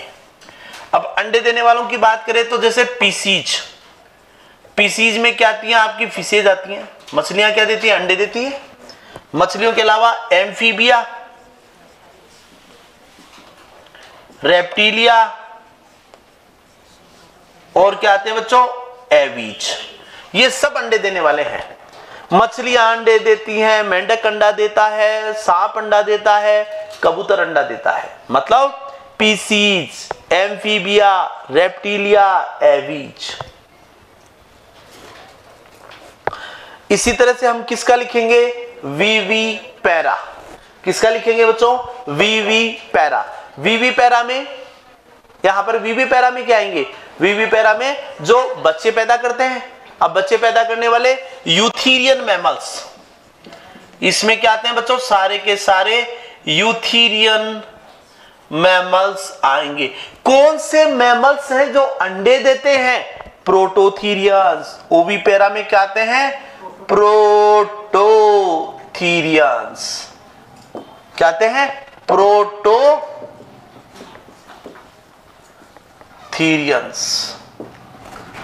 नाम लिख लो, एक बार याद कराता हूं पहले मैं इनको। हाँ मैडम। अरे मैडम ये जो यूथीरिया है ना, इसको थीरिया, थीरिया को फिर यूथीरिया और मेटाथीरिया दो में डिवाइड करते हैं। बिल्कुल आते हैं कंगारू, कंगारू, डाइडेल्फिस सब इसी में आते हैं। अभी सामान्य चीजें बता रहे हैं।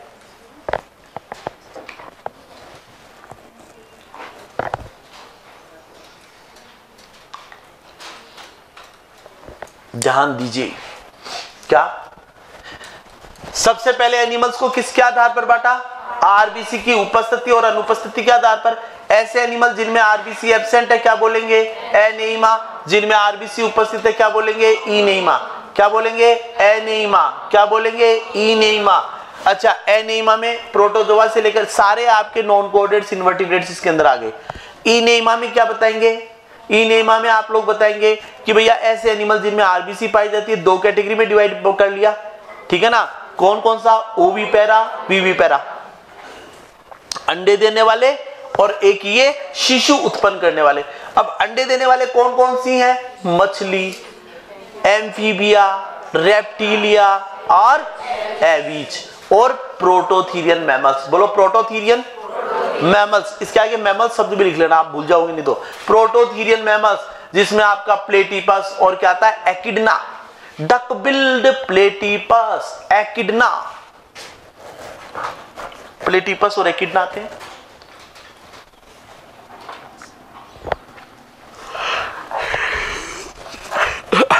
और वीवीपेरा में क्या आता है, eutherian mammals.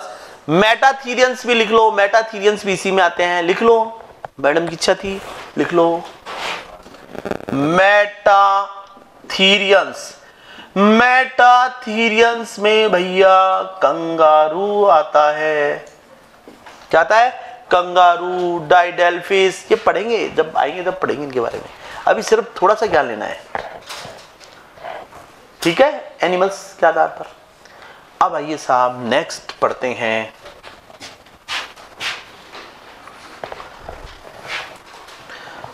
Number of cell. बिठा दूं क्या इसको, दूसरा आधार क्या है, number of cells. Number of cells कोशिका की संख्या के आधार पर।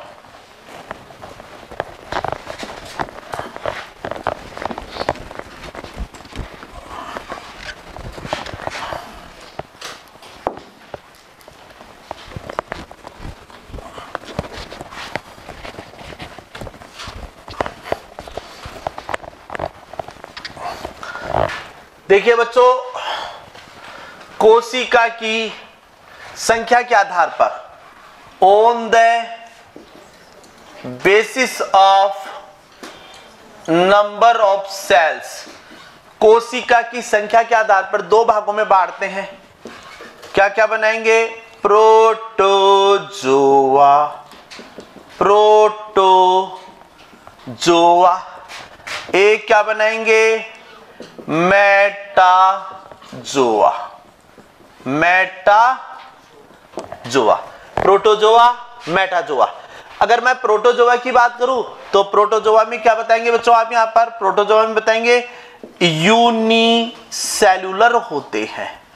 इनमें केवल एक सेल पाई जाती है, इसलिए इनको क्या बोलेंगे, यूनिसेलुलर। एग्जाम्पल बच्चों, फाइलम प्रोटोजोआ। एग्जाम्पल प्रोटोजोआ में क्या क्या आता है, अमीबा, पैरामीशियम,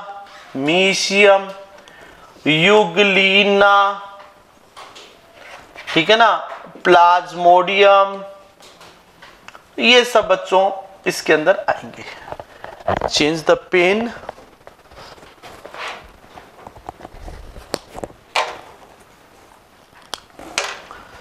फिर बात करते हैं किसकी, लिख लो एक बार।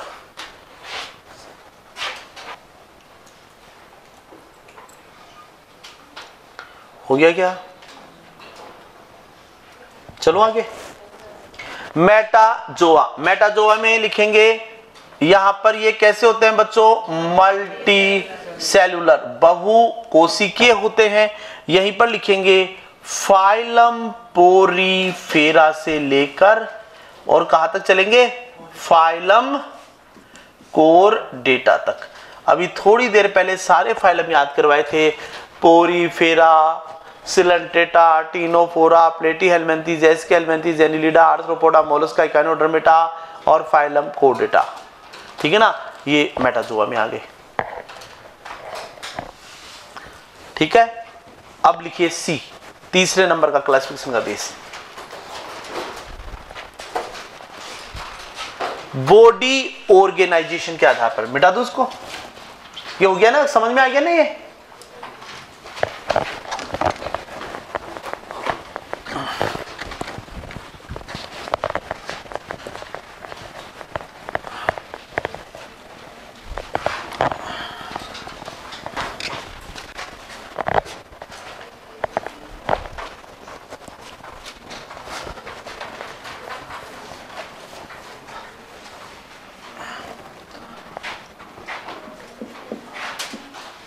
On the basis of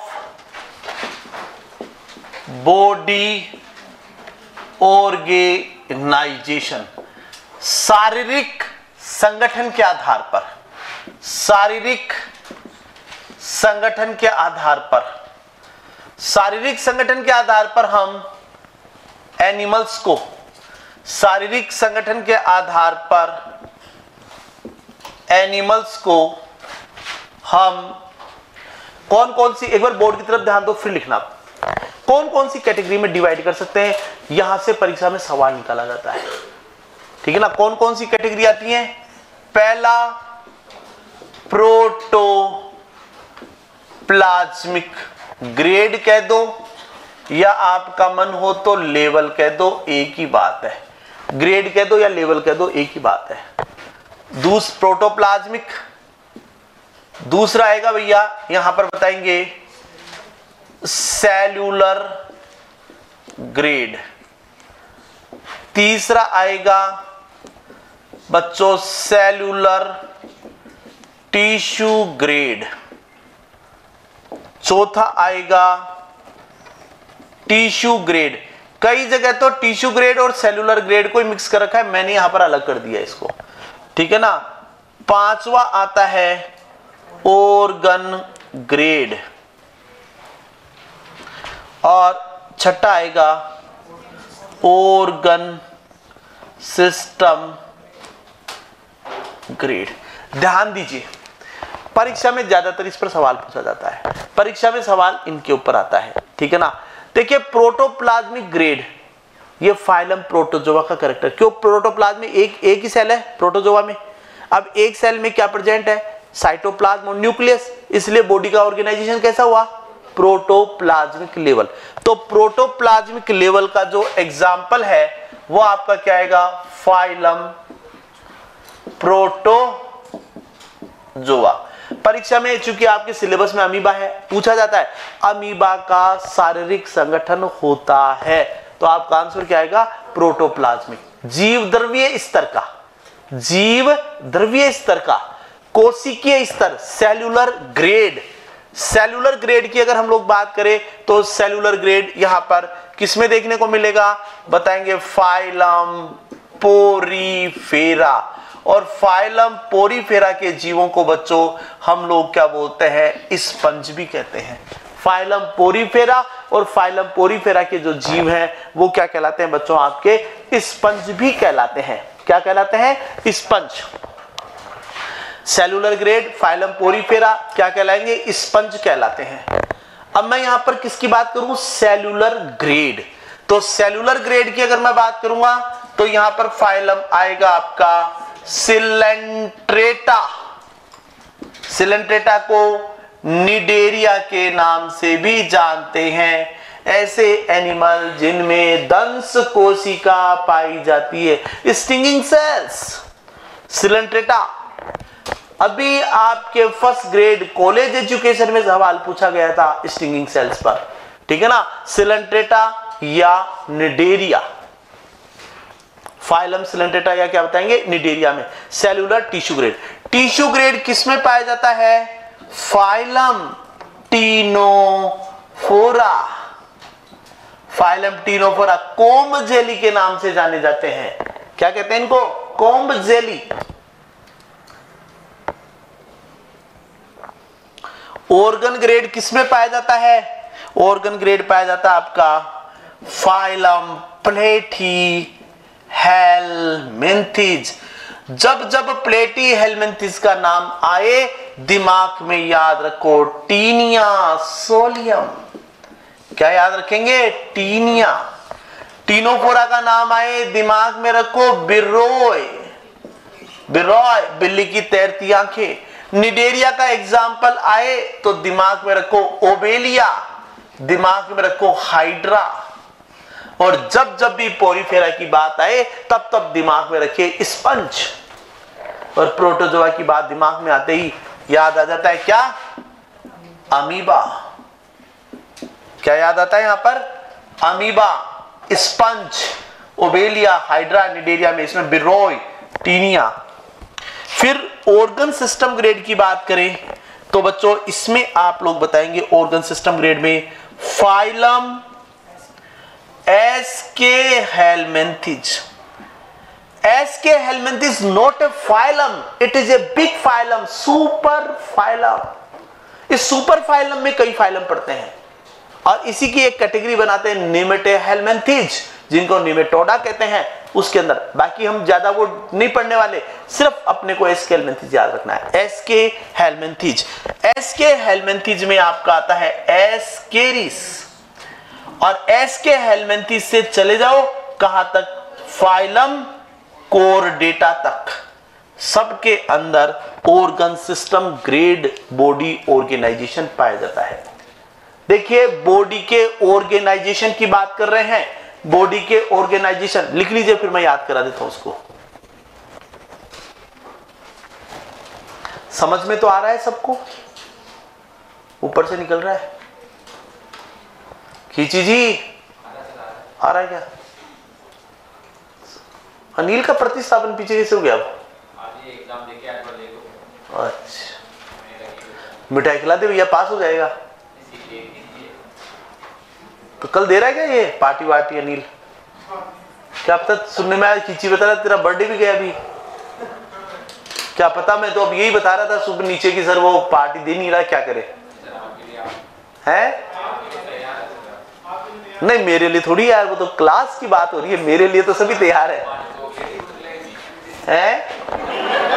क्या कह रहा है कौन?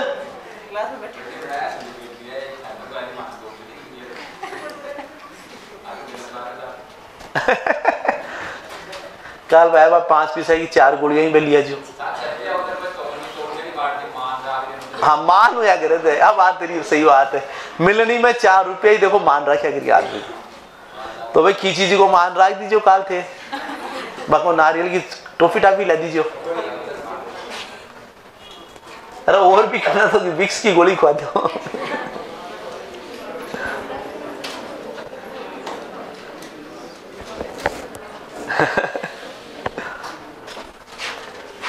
मान और मनोहार तो देखो दोनों साथ साथ चलेंगी साहब। तो यहां पर अगर आप लोग देखें, लिख लिया सबने, अब फटाफट बोलो, बोलो protoplasmic, protoplasmic, protoplasmic, cellular, cellular, tissue, tissue, उससे पहले सेल्यूलर टिश्यू ग्रेड, बोलो cellular tissue grade, tissue grade, tissue, organ, organ system. हम जानते हैं सेल, सेल से क्या बनता है, टिश्यू। देखो प्रोटोप्लाज्म, प्रोटोप्लाज्म से क्या बनी सेल, सेल से क्या बना टिश्यू, टिश्यू से क्या बना ऑर्गन, ऑर्गन से क्या बना ऑर्गन सिस्टम। तो सबसे पहले कौन सा फाइलम आया? प्रोटोजोआ, प्रोटोप्लाज्मी, पोरीफेरा को सेलुलर ग्रेड। इसको टिश्यू क्यों नहीं कहा? ये भी मल्टी सेलुलर था। क्यों? क्योंकि यहाँ पर सेल ने हंगामा कर दिया, नहीं नहीं कुछ नहीं है, हम हमारा काम करेंगे। कोई सेल करेगी, हम हमारा काम करेंगे, हम तो नहीं मिलेंगे। फिर क्या हुआ? फाइलम सिलेंट्रेटा में सेल ने कोशिश की कि नहीं यार अकेले काम नहीं चलेगा, मीटिंगें बिठाई, मीटिंगें कर करके इकट्ठा होने की कोशिश हुई, टिश्यू जैसी स्ट्रक्चर बनाई और नाम दे दिया हमने सेलुलर टिश्यू ग्रेड। टीनोफोरा तक आते आते सेल आपस में मिल गई, उनके ग्रुप बन गए कि साहब हम तो ये काम करेंगे, वो सेल करिए हम ये काम करेंगे। कोई कह रहा है एक्सक्रीशन में काम देंगे, कोई कह रहा है रेस्पिरेशन में भाग लेंगे, कोई कह रहा है सर्कुलेशन करेंगे, कोई कह रहा है कि साहब हवा में उड़ाएंगे एनिमल को। मतलब टिश्यू बन गया। फिर क्या हुआ साहब? टीनिया के अंदर क्या हुआ? टिश्यू ने कहा यार टिश्यू से भी काम नहीं चल रहा, ऑर्गन बनाओ, ऑर्गन बन गया। फिर उसके बाद में ऑर्गन ने मिलकर क्या किया? ऑर्गन सिस्टम बना दिया।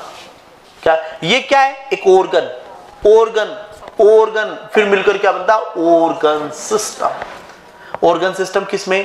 एस के अनुमति से लेकर फाइलम कोर्डेटा तक। आगे लिखिए